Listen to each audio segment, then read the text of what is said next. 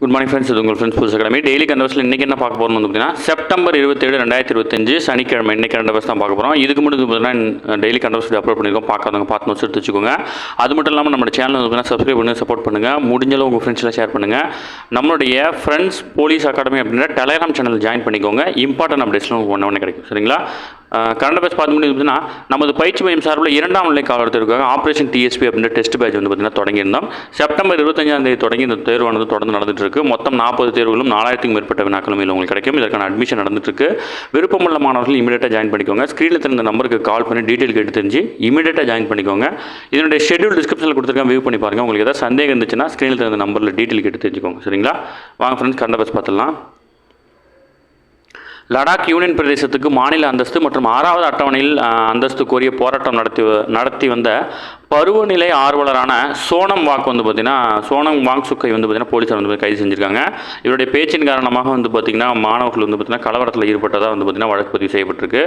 அடுத்து வந்து பார்த்திங்கன்னா அமெரிக்காவில் இறக்குமதி செய்யப்படும் மருந்துகளுக்கு வந்து பார்த்திங்கன்னா 100% வரி விதிக்க உள்ளதாக வந்து பார்த்திங்கன்னா அமெரிக்க அதிபர் டொனால்ட் ட்ரம்ப் வந்து பார்த்திங்கன்னா அறிவிச்சிருக்காரு. இந்த வரி விதிப்பு நடைமுறை அக்டோபர் 1ஆம் தேதி முதல் அமலுக்கு வரும் அப்படின்னு சொல்லியிருக்காரு. ஓகே, இதனால் இந்தியாவுக்கு பெருசாக பாதிப்பு இல்லை. நம்ம எக்ஸாம் பாயிண்ட் ஆஃப் வியூ என்னவோ அதை மட்டும் பார்த்தா போதும், எக்ஸ்ட்ராலாம் எதுவும் பார்க்க தேவையில்லை. நம்ம கரண்ட் அஃபேர்ஸை தாண்டி அவங்க கேள்வி கேட்க மாட்டாங்க, ஏன்னா அந்தளவுக்கு நம்ம கம்ப்ளீட்டாக கொடுத்துட்றோம். அடுத்து வந்து பார்த்திங்கன்னா இந்திய அரசியலமைப்பை பற்றி ஒரு டீட்டெயில் கொடுத்துருக்காங்க. இல்லை நம்ம தேவையானது ஸ்கூல் புக்கில் இருக்கிற விஷயம். ஓகேங்களா? இது வந்து பார்த்திங்கன்னா முகப்புறையில் இருக்கிற வாசகத்தை அப்படி கொடுத்துருக்காங்க. இந்திய மக்களாகிய நாம் இந்திய நாட்டின் இறையாண்மையையும் சமநல சமுதாயம் சமயச்சார்பின்மை மக்களாட்சி முறைமை அமைந்ததொரு குடியரசாக நிறுவவும் அதன் குடிமக்கள் அனைவரும் சமுதாய பொருளியல் அரசியல் நீதி எண்ணம் அதன் வெளியீடு கோட்பாடு சமய நம்பிக்கை வழிபாடு ஆகியவற்றில் தன்னுடைய உரிமையை சமுதாயப்படி நிலை வாய்ப்பு நலம் உள்ளிட்ட அனைத்தையும் வந்து பார்த்திங்கன்னா செயல்படுத்த வந்து பார்த்திங்கன்னா இந்த நாட்டு மக்கள் வந்து பார்த்திங்கன்னா நமக்கு நாமே ஏற்றுக்கிறோம் அப்படின்ற வாசகம் அதில் வந்து பார்த்திங்கன்னா இடம்பெற்றிருக்கும். இதில் நம்ம தெரிஞ்சிக்க வேண்டியது 1949 நவம்பர் 26ஆம் தேதி தான் வந்து பார்த்திங்கன்னா அரசியலமைப்பு சட்டம் வந்து பார்த்திங்கன்னா ஏற்றுக்கொள்ளப்பட்டது. இதில் வந்து பார்த்திங்கன்னா இறையாண்மை சமயச்சார்பின்மை மக்களாட்சி குடியரசு உள்ளிட்ட வாசகங்கள் வந்து பார்த்திங்கன்னா அந்த ஆர்டரில் வந்து அழகாக படித்து வச்சுக்கோங்க. இதெல்லாம் கேட்கறதுக்கு வாய்ப்பு இருக்குது. அடுத்தது வந்து பார்த்திங்கன்னா பீகாரில் சுயதொழில் தொடங்க 75 லட்சம் பெண்களுக்கு வந்து தலா 10,000 நிதியுதவி வழங்கும் திட்டம் வந்து பார்த்திங்கன்னா முதல்வரின் மகளிர் வேலைவாய்ப்பு திட்டத்தை வந்து பிரதமர் மோடி வந்து பார்த்திங்கன்னா தொடங்கி வச்சிருக்காரு. கிட்டத்தட்ட ரூபாய் 7,500 கோடி மதிப்பீட்டிலான திட்டம் 75 லட்சம் பெண்களுடைய வங்கி கணக்கில் 10,000 செலுத்தப்பட்டிருக்கு. ஓகேங்களா? திருப்பு செலுத்த தேவையில்லாத இந்த தொகை வந்து பார்த்திங்கன்னா தங்களின் தேர்வின்படி சுய உதவி தொழில் மற்றும் வாழ்வாதார செயல்பாடுகளுக்கு வந்து பார்த்திங்கன்னா பெண்கள் பயன்படுத்தலாம். தொழிலில் வந்து பார்த்திங்கன்னா திறம்பட செயலாற்றும் பெண்களுக்கு அடுத்த கட்டமாக 2 லட்சம் வரை வழங்கப்படும் அப்படின்னு வந்து பார்த்தீங்கன்னா அறிவிச்சிருக்கிறாங்க. ஓகேங்களா? அடுத்தது முக்கியமான பதவி இந்திய அட்டார்னி ஜெனரல் மத்திய அரசின் தலைமை வழக்கறிஞரான வெங்கட்ரமணியுடைய பதவி காலம் மேலும் 2 ஆண்டுகள் வந்து பார்த்தீங்கன்னா நீட்டிக்கப்பட்டிருக்கு. 2022ஆம் ஆண்டு இவர் பதவியேற்றார். பதவியேற்ற ஆண்டிலிருந்து வந்து பார்த்தீங்கன்னா 3 ஆண்டு காலத்துக்கு வந்து பார்த்தீங்கன்னா அவர் நியமிக்கப்பட்டார். மேலும் அவருடைய பதவி காலம் வந்து பார்த்தீங்கன்னா 2 ஆண்டுகள் நீட்டிக்கப்பட்டிருக்கு. ஓகேங்களா? அடுத்து வந்து பார்த்தீங்கன்னா பிரிக்ஸ் கூட்டமைப்பில் இடம்பெற பாலஸ்தீனம் வந்து பார்த்தீங்கன்னா விண்ணப்பிச்சிருக்காங்க. ஓகேங்களா? இதில் வந்து பார்த்தீங்கன்னா பிரிக்ஸ் கட்டமைப்பில் வந்து பார்த்தீங்கன்னா ரஷ்யா இந்தியா சீனா தென்னாப்பிரிக்கா ஆகிய 5 முதன்மை நாடுகளும் எகிப்து எத்தியோப்பியா ஈரான் ஐக்கிய அரபு அமீரகம் இந்தோனேஷியா ஆகிய கூடுதல் உறுப்பு நாடுகளும் இடம்பெற்றிருக்காங்க.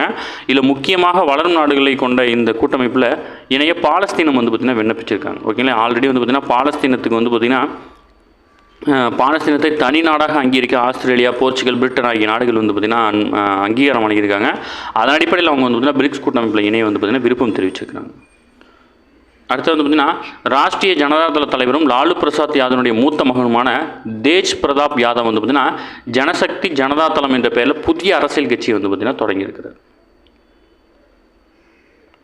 அடுத்து வந்து பார்த்திங்கன்னா MiG-21 போர் விமானம் தேசத்தின் பெருமை இந்தியா ரஷ்யா இடையிலான ஆழமான உறவுக்கான சான்று அப்படின்னு பாதுகாப்புத்துறை அமைச்சர் ராஜ்நாத் சிங் தெரிவிச்சிருக்காரு.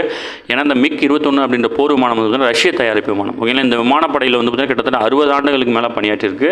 இந்த MiG-21 வந்து பார்த்திங்கன்னா குறிப்பிட்ட சில முக்கியமான போர்களெல்லாம் கலந்துட்டு இருந்திருக்கு. 1971 பாகிஸ்தானுடனான போர், 1999 கார்கில் போர், 2019ஆம் ஆண்டு பாலக்கோட் தாக்குதலில் வந்து பார்த்திங்கன்னா MiG-21 வந்து பார்த்திங்கன்னா முக்கியமான பங்காற்றிருக்கிறதா வந்து பார்த்திங்கன்னா சொல்லியிருக்காங்க. ஓகேங்களா?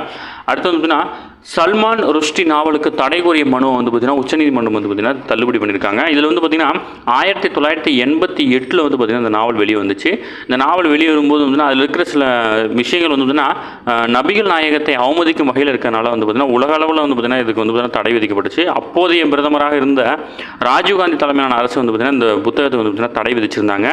அது வந்து பார்த்தீங்கன்னா அதுக்கப்புறம் வந்து பார்த்தீங்கன்னா தொடரப்பட்ட வழக்கில் அந்த தடை விதிச்சதுக்கான ஆவணங்கள் எதுவும் இல்லை அப்படின்னு சொல்லிட்டு வந்து பார்த்தீங்கன்னா மத்திய அரசு வாதிட்டதை எடுத்து வந்து அந்த புத்தகம் விற்பனை தொடங்கப்பட்டுச்சு. அதுக்கு வந்து பார்த்தீங்கன்னா தடை கோரிய மனு வந்து பார்த்தீங்கன்னா உச்சநீதிமன்றம் தள்ளுபடி பண்ணிட்டாங்க. இது ரொம்ப முக்கியமானது இவருடைய நாவல். ஏன்னா ரொம்ப கான்ட்ரவர்சியான நாவல்லாம் கேட்டுருவாங்க. எழுத்தாளர் சல்மான் ருஷ்டியினுடைய சர்ச்சைக்குரிய தி சாட்டனிக் வெர்சஸ் அப்படின்னு ஒரு நூல். ஓகேங்களா, இது முக்கியமானது, நோட் பண்ணி வச்சுக்கோங்க. அடுத்து வந்து பார்த்தீங்கன்னா ஜூனியர் உலகக்கோப்பை துப்பாக்கி சுடுதல் போட்டியில் இந்தியாவுக்கு வெள்ளிக்கிழமை இரு பிரிவில் தங்கம் பதக்கம். 10 மீட்டர் ஏர் ஃபில்டர் ஆடவர் தனிநபர் பிரிவில் ஜோனதன் காவின் ஆண்டனி அவர் வந்து பார்த்திங்கன்னா தங்கம் வென்றிருக்காரு. இத்தாலியினுடைய லூக்கா அரிக்கா வந்து பார்த்திங்கன்னா வெள்ளியும், ஸ்பெயினுடைய லூக்கா சன்சஸ் வந்து பார்த்திங்கன்னா வெண்கலமும் வந்து பார்த்திங்கன்னா வென்றிருக்காங்க. அதேமாதிரி மகளிர் பிரிவில் ராஷ்மிகா வந்து பார்த்திங்கன்னா வெள்ளி வென்றிருக்காங்க. ஓகேங்களா. அடுத்தது உலக rally rapid championship motor bike போட்டிக்கு வந்து பார்த்திங்கன்னா ஆசியாவிலிருந்து தகுதி பெற்ற முதல் வீராங்கனையாக டிவிஎஸ்னுடைய ரேசிங்கை சேர்ந்த ஐஸ்வர்யா பிஸ்லே வந்து பார்த்திங்கன்னா சாதனை படைச்சிருக்காங்க. ஓகேங்களா. அடுத்தது இந்திய குத்துச்சண்டை சம்மேளனம் முதல் முறையாக நடத்தும் PFI கோப்பை குத்துச்சண்டை போட்டி வந்து பார்த்திங்கன்னா சென்னையில் அக்டோபர் 1 முதல் 7ஆம் தேதி வரை நடைபெற இருக்குது. ஓகேங்களா. இந்திய குத்துச்சண்டை சம்மேளனம் நடத்துகிற முதல் போட்டி இதுதான். இது வந்து பார்த்திங்கன்னா முதல் முறையாக வந்து பார்த்திங்கன்னா சென்னையில் நடக்குது. அடுத்து வந்து பார்த்தீங்கன்னா மறைந்த முன்னாள் பிரதமர் மன்மோகன் சிங்கோடைய 93வது பிறந்த நாள் வந்து பார்த்தீங்கன்னா கொண்டாடுறாங்க. இதில் வந்து பார்த்தீங்கன்னா 2004லேருந்து 2014 வரைக்கும் வந்து பார்த்தீங்கன்னா காங்கிரஸ் தலைமையிலான ஐக்கிய முற்போக்கு கூட்டணி அரசுக்கு தலைமை தாங்கியவர் வந்து மன்மோகன் சிங். 1991-96 காலகட்டத்தில் அப்போதைய பிரதமரான PV நரசிம்மராவ் தலைமையிலான அரசியலமைப்பு நிதியமைச்சராக செயல்பட்டார். ஓகேங்களா. அந்த காலகட்டத்தில் தான் வந்து பார்த்தீங்கன்னா இந்த LPG அப்படின்ற திட்டம் வந்து பார்த்தீங்கன்னா கொண்டு வந்தாங்க. ஜவஹர்லால் நேரு, இந்திரா காந்தி, நரேந்திர மோடிக்கு அடுத்து நாட்டின் நீண்டகால பிரதமராக வகித்தவர் வந்து பார்த்தீங்கன்னா இவர் தான். நாட்டின் முதல் மற்றும் ஒரே சீக்கிய பிரதமர் அப்படின்ற பெருமைக்குரியவரும் இவர் தான். ஓகேங்களா. இவர் சொன்ன இன்ஃபர்மேஷன் மட்டும் ஞாபகம் வச்சுக்கோங்க, போதுமானது. அடுத்து நாளை குரூப் 2 தேர்வு நடக்குது. அந்த குரூப் 2 எழுத போகிறோம் அனைத்து மாணவர்களுக்குமே வந்து பார்த்திங்கன்னா நமது பயிற்சி மையம் சார்பில் வாழ்த்துக்கள் தெரிவிச்சுக்கிறோம். முதல்ல தெரிஞ்ச கொஸ்டின்லாம் அடிச்சுட்டு அதுக்கப்புறமா வந்து பார்த்திங்கன்னா அடுத்த கொஸ்டின் டச் பண்ணுங்கள். சரிங்களா. ஓகே ஃப்ரெண்ட்ஸ், இன்றைக்கி கண்டபஸ் அவ்வளோதான். இது தாண்டி எதுவுமே கேட்க வாய்ப்பு இல்லை. டெய்லி கண்டபஸை டெய்லி பார்த்துங்க. அப்போ தான் மந்த்லி வீக் படிக்கும்போது உங்களுக்கு ஈஸியாக இருக்கும். நம்ம சேனலை சப்ஸ்கிரைப் பண்ணுங்கள், சப்போர்ட் பண்ணுங்கள். முடிஞ்சளவு உங்கள் ஃப்ரெண்ட்ஸில் ஷேர் பண்ணுங்கள். நம்மளுடைய ஃப்ரெண்ட்ஸ் போலீஸ் அகாடமி அப்படின்னு டெலிகிராம் சேனல் ஜாயின் பண்ணிக்கோங்க. இம்பார்ட்டன் அப்டேட்ஸ்லாம் உங்களுக்கு நினைக்கிறேன். சரிங்களா.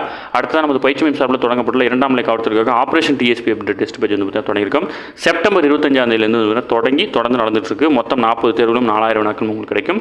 இதற்கான ஷெட்யூல் டிஸ்கிரிப்ஷன் கொடுக்குறேன், வியூ பண்ணி பாருங்கள். உங்களுக்கு ஏதாவது சந்தேகம் இருந்துச்சுன்னா ஸ்க்ரீனில் தர நம்பருக்கு கால் பண்ணி டீட்டெயில் கேட்டு தெரிஞ்சு இமீடியட்டாக ஜாயின் பண்ணிக்கோங்க. சரிங்களா. Thank you friends.